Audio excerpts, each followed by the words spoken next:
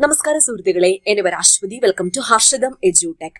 PSC പഠിച്ചു തുടങ്ങുന്ന ബിഗിനേഴ്സിന് അല്ലെങ്കിൽ ആദ്യമായിട്ട് പഠിച്ചു തുടങ്ങുന്നവർക്ക് വേണ്ടിയിട്ടുള്ള ഒരു ഡെയിലി ടൈം ടേബിൾ ആണ് ഈ വീഡിയോയിലൂടെ ഡിസ്കസ് ചെയ്യാൻ പോകുന്നത്. അപ്പൊ PSC പരീക്ഷ എന്നത് ഒരു മാരത്തോൺ ഓട്ടം പോലെയാണ്, അതായത് ഒരു ദീർഘദൂര ഓട്ടം പോലെയാണ്. തുടക്കത്തിൽ നല്ല ആവേശമായിരിക്കും, കുറച്ചു കഴിയുമ്പോൾ തളർച്ചയും തോന്നും, അത് സ്വാഭാവികമാണ്.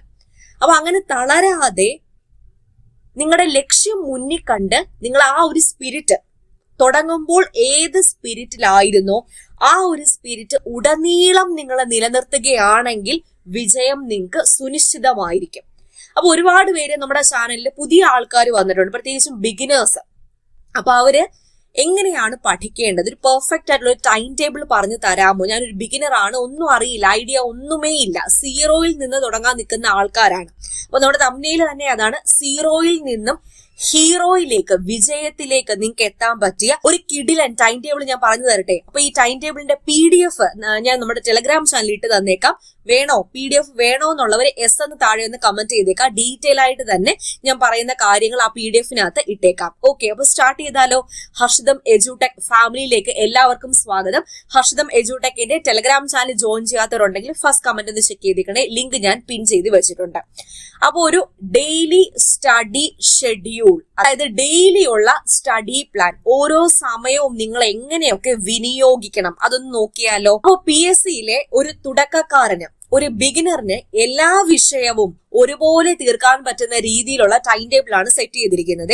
അപ്പൊ നിങ്ങളൊരു ബിഗിനർ ആണെങ്കിൽ രാവിലെ പഠനം തുടങ്ങിയിരിക്കണം. 5:30-ക്കാണ് ഞാൻ ടൈം ഷെഡ്യൂൾ ചെയ്തിരിക്കുന്നത്. രാവിലെ 5:30 മുതൽ 7:30 വരെയുള്ള സമയത്ത് നിങ്ങൾക്ക് കറണ്ട് അഫയേഴ്സും സ്റ്റാറ്റിക് GKയും പഠിക്കാവുന്നതാണ്. സ്റ്റാറ്റിക് GK എന്ന് പറയുമ്പോൾ മാറാത്ത ഫാക്ട്സ് ഉണ്ടല്ലോ, അതായത് history, geography, science, arts, culture, അങ്ങനത്തെയൊക്കെ ഫാക്ട്സ് അത് ആ സമയത്ത് പഠിക്കാം. കറണ്ട് അഫയേഴ്സ് ആ സമയത്ത് പഠിക്കാം. ഈ സമയത്ത് ഇത് പഠിക്കാനുള്ള പ്രാധാന്യം, ഇത് എന്തുകൊണ്ട് പഠിക്കണം എന്ന് പറയുന്നു എന്ന് ചോദിച്ചാൽ, ഫ്രഷായ മനസ്സോടുകൂടി ഒരു ഡേ സ്റ്റാർട്ട് ചെയ്യാൻ പോലെ, അപ്പൊ ഫ്രഷായ മനസ്സോടെ പുതിയ കാര്യങ്ങൾ പഠിക്കാൻ മികച്ച സമയമാണ്. അപ്പൊ ആ സമയത്ത് കറണ്ട് അഫയേഴ്സ് പഠിക്കാം, അല്ലെങ്കിൽ സ്റ്റാറ്റിക് GK പഠിക്കാം, science, arts, culture, history, geography ഏത് വേണമെങ്കിലും പഠിക്കാം. ഇനി ഒരു 2 മണിക്കൂർ ഗ്യാപ്പ് ഇട്ടിട്ടുണ്ട് നിങ്ങൾക്ക് നിങ്ങളുടെ പ്രഭാത കാര്യങ്ങളൊക്കെ ചെയ്യാൻ, ബ്രേക്ക്ഫാസ്റ്റ് കഴിക്കാൻ, കുളിക്കാൻ, ബാക്കി കാര്യങ്ങളൊക്കെ ചെയ്യാൻ, പിന്നെ എന്തെങ്കിലും ചെറിയ ചെറിയ ജോലികൾ ഉണ്ടെങ്കിൽ അത് തീർക്കാൻ വേണ്ടിയിട്ട് 2 മണിക്കൂർ ഗ്യാപ്പ് ഇട്ടിട്ടുണ്ട്. പിന്നെ 9:30-ക്കാണ് പഠനത്തിന് ഷെഡ്യൂൾ ചെയ്തിരിക്കുന്നത്. 9:30 മുതൽ 12:30 വരെ കോർ സബ്ജക്ട്സ് എടുക്കുക. സിലബസ് എടുത്തതിന് ശേഷം അന്നത്തെ കോർ സബ്ജക്ട്സ്, ഹിസ്റ്ററി ആകാം, ജോഗ്രഫി ആകാം, കോൺസ്റ്റിറ്റ്യൂഷൻ ആകാം, എക്കണോമിക്സ് ആകാം, സിവിക്സ് ആകാം, എന്ത് വേണമെങ്കിലും ആകാം. കോർ സബ്ജക്ട്സ് ആ സമയത്ത് ചൂസ് ചെയ്യുക. കൂടുതൽ ഏകാഗ്രത വേണ്ട വലിയ ടോപ്പിക്കുകൾ, അതാണ് ഇത്രയും സമയം ഇട്ടിരിക്കുന്നത്, വലിയ ടോപ്പിക്കുകൾ ഈ ഒരു സമയത്ത് പഠിച്ചു തീർക്കാൻ വേണ്ടിയിട്ട് ശ്രമിക്കുക. ഇനി കുറച്ച് സമയം ഗ്യാപ്പ് ഇട്ടിട്ടുണ്ട്, ഒരു ബ്രേക്ക് നേടിയിട്ടുണ്ട്, ലഞ്ച് ബ്രേക്ക് ഒക്കെ ആയിട്ട്. ഇനി 2 മണി തൊട്ട് 4 മണി വരെയുള്ള സമയത്ത് maths, mental ability, English, Malayalam, ഇതിലേതെങ്കിലും ഒന്ന് പഠിക്കാവുന്നതാണ്. മാത്സ്, മെന്റൽ എബിലിറ്റി, ഇംഗ്ലീഷ് അല്ലെങ്കിൽ മലയാളം. കാരണം എന്താ, ഉച്ച കഴിഞ്ഞുള്ള സമയം ഉറക്കം വരാൻ സാധ്യതയുള്ള സമയമല്ലേ. അപ്പൊ ആ സമയത്തെ ഉറക്കം ഒഴിവാക്കാൻ വേണ്ടി കണക്കുകൾ ചെയ്യുന്നത് നല്ലതാണ്. അല്ലെങ്കിൽ ഇംഗ്ലീഷ് ക്വസ്റ്റ്യൻ പേപ്പേഴ്സ് വർക്കൗട്ട് ചെയ്യുക, മലയാളം ക്വസ്റ്റ്യൻ പേപ്പേഴ്സ് വർക്കൗട്ട് ചെയ്യുക, കൂടുതൽ ഫാക്ട്സ് പഠിക്കുക. അതിനൊക്കെ ഉള്ള പറ്റിയ സമയമാണ് 2 മണി തൊട്ട് 4 മണി വരെയുള്ള സമയം. ഓക്കെ, ഇനി കുറച്ച് ഗ്യാപ്പ് ഇട്ടിട്ടുണ്ട്. പിന്നെ 7 മണിക്ക് പഠനം തുടങ്ങാൻ വേണ്ടി ഞാൻ പറയുന്നുള്ളൂ. 7 മണി തൊട്ട് 9 മണി വരെ നിങ്ങൾക്ക് പഠിക്കാൻ പറ്റുമല്ലോ. റിവിഷനും പ്രീവിയസ് ഇയർ ക്വസ്റ്റ്യന്റെ വർക്കൗട്ടും വേണം ആ ഒരു സമയത്ത് ചെയ്യാൻ. അന്ന് പഠിച്ച കാര്യങ്ങൾ ഒന്ന് കണ്ണോടിക്കാനും പഴയ ചോദ്യങ്ങൾ വർക്കൗട്ട് ചെയ്യാനും ഈ 7 മണി തൊട്ട് 9 മണി വരെയുള്ള സമയം നിങ്ങൾക്ക് വിനിയോഗിക്കാവുന്നതാണ്. ഇനി 9:30 മുതൽ 10:30 വരെ ഒരു അരമണിക്കൂർ ഗ്യാപ്പ് ഇട്ടിട്ടുണ്ട്, ഒന്ന് ബ്രേക്ക് എടുത്തിട്ട് വരൂ. 9:30-ക്ക് വീണ്ടും സ്റ്റാർട്ട് ചെയ്യാം. 1 മണിക്കൂർ 9:30 മുതൽ 10:30 വരെ സെൽഫ് ഇവാലുവേഷൻ, അതായത് ഇന്ന് പഠിച്ച കാര്യങ്ങൾ എന്തൊക്കെയാണ്, ഞാൻ ഇത്ര പഠിച്ചു കഴിഞ്ഞു, നാളത്തേക്ക് എനിക്ക് എന്തൊക്കെയാണ് ഇനി പഠിക്കേണ്ടതായിട്ടുള്ളത്, ഒരു ടൈം ടേബിൾ, ചെറിയ ടൈം ടേബിൾ നിങ്ങൾക്ക് പ്രിപ്പയർ ചെയ്യാമല്ലോ. അപ്പൊ സെൽഫ് ഇവാലുവേഷനും ഷോർട്ട് നോട്ട്സ് പ്രിപ്പയർ ചെയ്യാനും ആ ഒരു 1 മണിക്കൂർ നിങ്ങൾക്ക് യൂസ് ചെയ്യാവുന്നതാണ്. അടുത്ത ദിവസത്തെ പ്ലാൻ തയ്യാറാക്കാൻ ആ ഒരു 1 മണിക്കൂർ നിങ്ങൾക്ക് യൂസ് ചെയ്യാവുന്നതാണ്. അപ്പൊ ഒരു ദിവസത്തെ ഇങ്ങനെ ഓരോ ടൈം ഷെഡ്യൂൾ ആയിട്ട്, ഓരോ ടൈം ആയിട്ട് ഡിവൈഡ് ചെയ്ത് ഇന്ന സമയത്ത് ഞാൻ ഇന്ന ചെയ്യണം എന്ന് കറക്റ്റ് ആയിട്ട് പ്ലാൻ ചെയ്ത് പോയി കഴിഞ്ഞ് ഈ ഒരു രീതിയിൽ ഒന്ന് പ്ലാൻ ചെയ്ത് പോകൂ. നിങ്ങൾ PSC ബിഗിനർ ആണെങ്കിൽ ഈ ഒരു വലിയ ടാസ്കിനെ, സിലബസ് എന്നത് ഭയങ്കര ഒരു കടലായിട്ട് നിങ്ങൾക്ക് തോന്നും. അത് കടലല്ല. അതിനെ എല്ലാ ദിവസവും ഇതുപോലെ ചെറിയ ചെറിയ ചെറിയ ചെറിയ ഭാഗങ്ങളായിട്ട് തീർത്തു കഴിഞ്ഞാൽ നിങ്ങൾക്ക് കിട്ടുന്ന ആത്മവിശ്വാസം അത് വളരെ ഏറെയാണ്. അതുപോലെ സിലബസ് നിങ്ങൾ അറിയാതെ തന്നെ തീർന്നു പോകുന്നതായിട്ട് നിങ്ങൾക്ക് മനസ്സിലാക്കാൻ പറ്റും. പ്രത്യേകിച്ച് 2027 നടക്കാനിരിക്കുന്ന LDC പരീക്ഷയ്ക്ക് വേണ്ടി നിങ്ങൾക്ക് ഇപ്പോഴേ പഠിച്ചു പോകാമല്ലോ. അതിനുവേണ്ടി നമ്മുടെ ഹർഷിതം എഡ്യൂടെക് ആപ്പിൽ പുതിയൊരു ബാച്ച് കോഴ്സ് തന്നെ ഞാൻ സ്റ്റാർട്ട് ചെയ്യുകയാണ്. LDC 2027 ഞാൻ സർക്കാർ ജോലി നേടിയ വഴികളിലൂടെ കൃത്യമായ സ്റ്റഡി പ്ലാൻ വെച്ചിട്ട് തിങ്കൾ മുതൽ വെള്ളി വരെ മാത്രമേ നിങ്ങൾക്ക് പഠിക്കാനുള്ള പോർഷൻസ് വരുന്നുള്ളൂ. ശനിയും ഞായറും റിവിഷനാണ്. ഈ ഞായറാഴ്ച നിങ്ങൾ പുതിയ കാര്യങ്ങൾ ഒന്നും തന്നെ പഠിക്കേണ്ട. ഈ ഒരാഴ്ച പഠിച്ച കാര്യങ്ങൾ തന്നെ റിവിഷൻ അടിക്കുക. പ്രോപ്പർ റിവിഷൻ അടിക്കണം. എപ്പോഴും റിവിഷൻ അടിച്ചുകൊണ്ടിരിക്കണം. എപ്പോഴും പരീക്ഷകൾ എഴുതിക്കൊണ്ടേയിരിക്കണം. ആ ഒരു രീതി തന്നെയായിരിക്കും നമ്മുടെ ബാച്ച് കോഴ്സിൽ ഞാൻ നിങ്ങളെ കൊണ്ടുപോകാൻ പോകുന്നത്.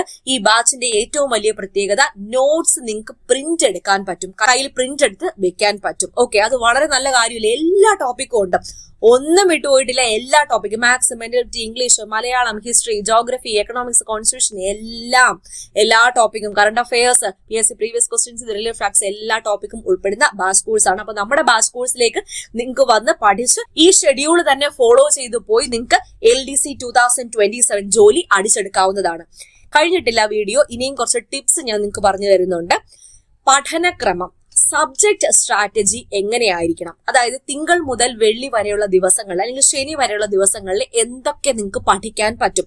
സെൽഫായിട്ടൊക്കെ പഠിക്കുന്ന ആൾക്കാരാണെങ്കിൽ ഇതൊന്ന് മനസ്സിൽ വെച്ചോളൂ. നമ്മുടെ ആപ്പിലേക്ക് വന്ന് ഞാൻ ഒരു രീതിയിൽ തന്നെ നിങ്ങളെ കൊണ്ടുപോകും. അത് ഞാൻ ഉറപ്പ് തരാം. ഓക്കെ, അപ്പൊ തിങ്കൾ മുതൽ ബുധൻ വരെ നിങ്ങൾ സെൽഫായിട്ട് പഠിക്കുന്ന ആൾക്കാരാണെങ്കിൽ, ഒരു ബിഗിനർ ആണെങ്കിൽ ഹിസ്റ്ററി, ജോഗ്രഫി, ഭരണഘടന, ഓക്കെ, ഹിസ്റ്ററി, ജോഗ്രഫി, ഭരണഘടന, ഈ ഭാഗങ്ങൾ തിങ്കൾ മുതൽ വെള്ളി വരെയുള്ള ദിവസങ്ങളിൽ പഠിക്കാൻ വേണ്ടി ശ്രമിക്കുക.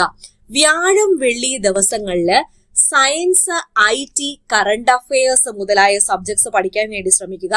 ശനിയാഴ്ച ലാംഗ്വേജിന് വേണ്ടി exclusively for languages, English, Malayalam, ഇംഗ്ലീഷിനും മലയാളത്തിനും വേണ്ടി ശനിയാഴ്ച ദിവസം മാറ്റിവെക്കുക. ഞായറാഴ്ച പുതിയതായിട്ടൊന്നും പഠിക്കാനിരിക്കരുത്. പൂർണ്ണമായും റിവിഷന് വേണ്ടിയിട്ട് ഞായറാഴ്ച മാറ്റിവെക്കുക. ആ ഒരാഴ്ച നിങ്ങൾ പഠിച്ച കാര്യങ്ങൾ വീണ്ടും നോക്കണം. ഞായറാഴ്ച പുതിയ കാര്യങ്ങൾ ഒന്നും തന്നെ പഠിക്കേണ്ട. ആ ഒരാഴ്ച നിങ്ങൾ എന്താണോ പഠിച്ചത് അതിലൂടെ തന്നെ കണ്ണോടിച്ചു പോവുക. പറ്റിയാൽ മോക്ക് ടെസ്റ്റുകളും അതുപോലെ പ്രീവിയസ് ക്വസ്റ്റ്യൻസും ചെയ്തു നോക്കാം. നമ്മുടെ ആപ്പിൽ ഞായറാഴ്ച പരീക്ഷാ ദിവസമാണ്. ആ ഒരാഴ്ച ഞാൻ പഠിക്കാൻ തരുന്ന കാര്യങ്ങളുടെ പരീക്ഷയായിരിക്കും ഞായറാഴ്ച. അപ്പോൾ നിങ്ങൾക്ക് അപ്പൊ തന്നെ റാങ്ക് ലിസ്റ്റ് ഇട്ട് തരും. പിന്നെ റാങ്ക് ലിസ്റ്റ് നിങ്ങൾ എന്തായാലും മുന്നിൽ വന്നേ പറ്റത്തുള്ളൂ. നമ്മുടെ ആപ്പിൽ നിങ്ങൾ പഠിക്കുവാണെങ്കിൽ നിങ്ങൾ മുന്നിൽ വന്നേ പറ്റത്തുള്ളൂ. നിങ്ങൾ വരണം, നിങ്ങളെ ഞാൻ വരുത്തും. ആ ഒരു രീതിയിലേ ഞാൻ പഠിപ്പിക്കത്തുള്ളൂ. ഓക്കെ, അപ്പൊ സെൽഫായിട്ട് പഠിക്കുന്ന ആൾക്കാരുണ്ടെങ്കിൽ ഞായറാഴ്ച നിങ്ങൾ പൂർണ്ണമായിട്ടും റിവിഷന് വേണ്ടിയിട്ട് മാറ്റിവെക്കാൻ ശ്രമിക്കുമല്ലോ. ക്വസ്റ്റ്യൻ പേപ്പേഴ്സ് ഒരു പരീക്ഷയായിട്ട് തന്നെ എഴുതി നോക്കാൻ വേണ്ടി പ്രത്യേകിച്ച് ഈ 2 മണി തൊട്ട് 3:15 വരെ അല്ലെങ്കിൽ 3:30 വരെ സമയം വെച്ചിട്ട് ആ സമയത്ത് തന്നെ PSCയുടെ എക്സാമിന്റെ സമയത്ത് തന്നെ പരീക്ഷ ഒന്ന് എഴുതി നോക്കാൻ വേണ്ടി ശ്രമിക്കാമോ? അപ്പൊ അങ്ങനെ പോവുകയാണെങ്കിൽ, എല്ലാ ഞായറാഴ്ച അങ്ങനെ എഴുതി പോവുകയാണെങ്കിൽ പരീക്ഷയോടുള്ള ഒരു പേടിയും ആ ഒരു സമയത്തിനോടുള്ള പേടിയും നിങ്ങൾക്ക് മാറിക്കിട്ടും. ഓക്കെ, അപ്പൊ നിങ്ങളുടെ ഈ ദിവസങ്ങൾ തിങ്കൾ മുതൽ ഞായർ വരെയുള്ള ദിവസങ്ങൾ ഈ ഒരു രീതിയിൽ സെറ്റ് ചെയ്യുമോ? ഇനി കുറച്ച് ടിപ്സ് പറഞ്ഞു തരട്ടെ.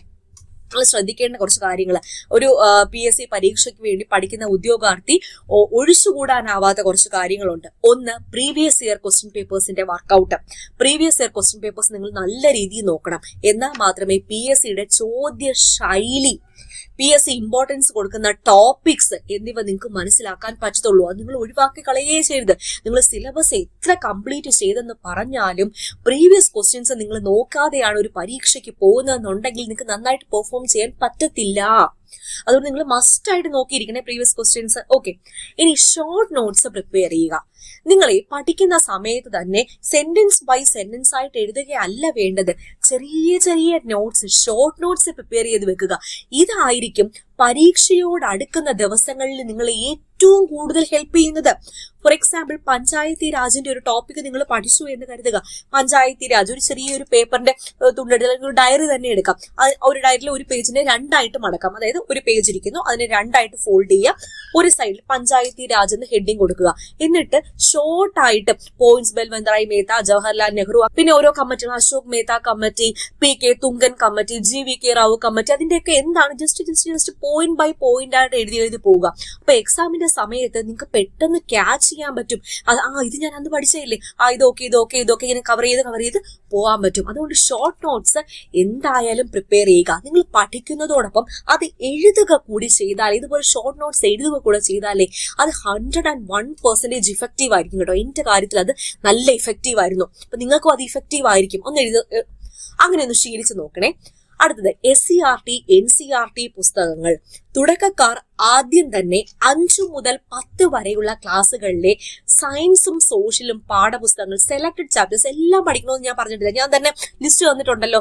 LDCയുടെ അതായത് VFA ബുക്കുകളുടെ ലിസ്റ്റ് തന്നിട്ടില്ലേ, ആ ലിസ്റ്റിലെ എല്ലാ ചാപ്റ്റേഴ്സ് നിങ്ങൾ പഠിച്ചു വെക്കണം. 5 മുതൽ 10 വരെയുള്ള ക്ലാസ്സുകളിലെ ചാപ്റ്റേഴ്സ് എന്തായാലും പഠിച്ചിരിക്കണം. ഓക്കെ, ഇനി consistency is the key to success.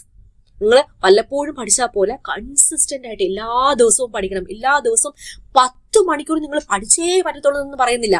എല്ലാ ദിവസവും നിങ്ങൾ കൃത്യമായിട്ട് 3-4 മണിക്കൂർ എന്തായാലും പഠിക്കാൻ പറ്റുമല്ലോ.